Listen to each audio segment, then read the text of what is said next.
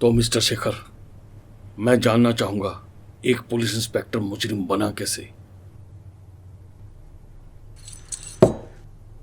तो क्या जानना चाहते हो तुम? कैसे मैंने विक्रांत कोहली को मारा, या फिर कैसे मैंने उसकी बीवी का रेप और मर्डर किया?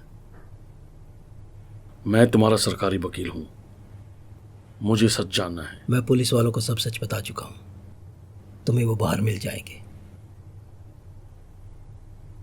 12 दिसंबर 2020, राधिका रेप केस, जिसे बाद में एक सुसाइड केस बोलकर बंद कर दिया गया। राधिका तुम्हारी ही बेटी थी।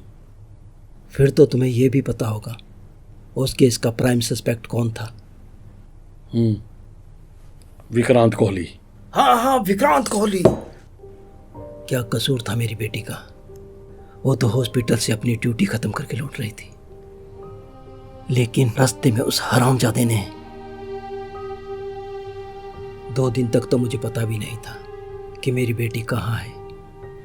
मगर जब 2 दिन बाद उसकी लाश नदी से मिली और इस केस से विक्रांत कोहली का नाम जुड़ा, तो सारे सबूत मिटा दिए गए, क्योंकि वो एक पॉलिटिशियन का बेटा है ना, और इसे एक सुसाइड केस बोलकर बंद कर दिया गया।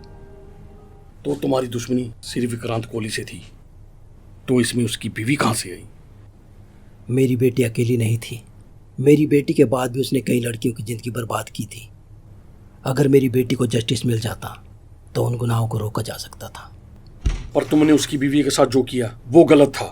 अरे कौन सी बीवी जो आज से 2 साल पहले जल के मर चुकी है? जल के मर चुकी है मतलब? आज से 2 साल पहले उसने अपनी बीवी को जलाकर मार दिया था, और जब उसकी लाश डंपिंग ग्राउंड से मिली तो उसने आइडेंटिफाई करने से मना कर दिया और सबसे कह दिया कि उसकी बीवी सिंगापुर में है। उस बेचारी के माँ बाप को तो पता भी नहीं कि उनकी बेटी मर चुकी है। तो वो लाश किसकी थी? 4 दिन पहले एक लड़की गुमशुदा हुई थी। उसके माँ बाप ने रिपोर्ट भी कराई, लेकिन कोई एक्शन नहीं लिया गया। लेते भी क्यों? वो लड़की एक बस्ती से जो थी। जब मुझे पता चला कि वो लड़की विक्रांत के फार्म हाउस पर है, और जब तक मैं वहाँ पहुँचा तब तक बहुत देर हो चुकी थी। उस हरामजादे ने उस लड़की के चेहरे पर चाकू मार मार कर उसके चेहरे को बर्बाद कर दिया था, ताकि उस लड़की की लाश को कोई पहचान ना पाए। उस लड़की की लाश को देखकर मेरा खून खौल गया, और मैंने उसी चाकू से विक्रांत कोहली के चेहरे पर इतने वार किए, तब तक वार किए जब तक कि वो तड़प तड़प मर नहीं गया।